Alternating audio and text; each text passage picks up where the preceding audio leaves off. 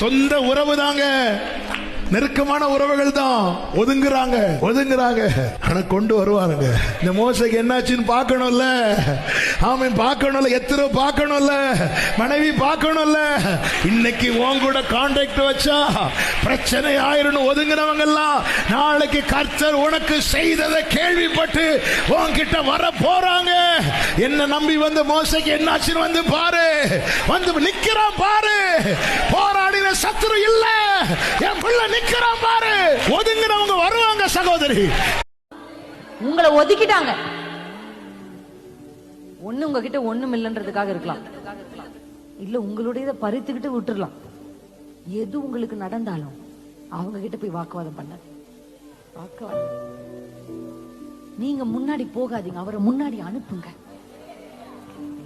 அவரு புறப்படுற வரையும் நீங்க எழும்ப கூடாது. மோசேயுடைய ஜெபம் என்ன?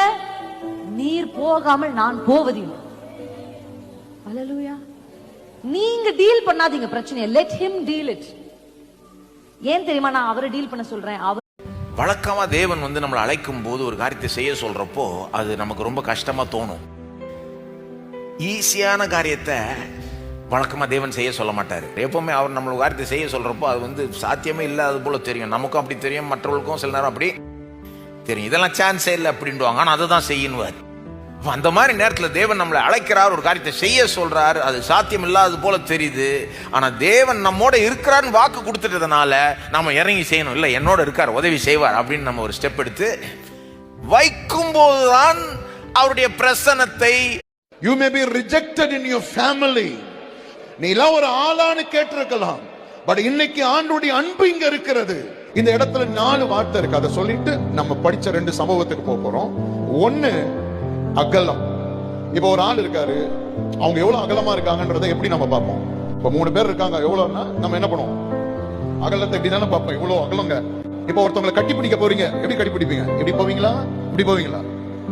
அப்படின்னா அவருடைய அன்பின் அகலம் எந்த மனிதனையும் அவரிடத்திற்கு சேர்க்கிறது.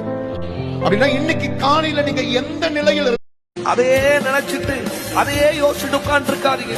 எல்லாம் மாறும், எல்லாம் உங்க வாழ்க்கையில மாறும். கடந்ததே நினைச்சு 2024 நினைச்சு 2023 நினைச்சிட்டு 2020 நினைச்சு உட்கார்ந்து இருக்காதீங்க. ஆண்டு எல்லாத்தையும் மாத்துவா, எல்லாம் மாறும், எல்லாம் கடந்து போகும். ஒரு காரியத்தை நினைச்சிட்டே வாழ்ந்தீங்கன்னா உங்க வாழ்க்கை இன்னும் மோசமாயிரும். எனக்கு மட்டும் இது மறக்க முடியல, எனக்கு மட்டும் இருந்து வெறி விட முடியல, என்ன மட்டும் யாரும் கேட்க மாட்டேன்றாங்க, என்ன மட்டும் யாரும் அன்பு செலுத்த மாட்டாங்க. ஒரு பிரச்சனை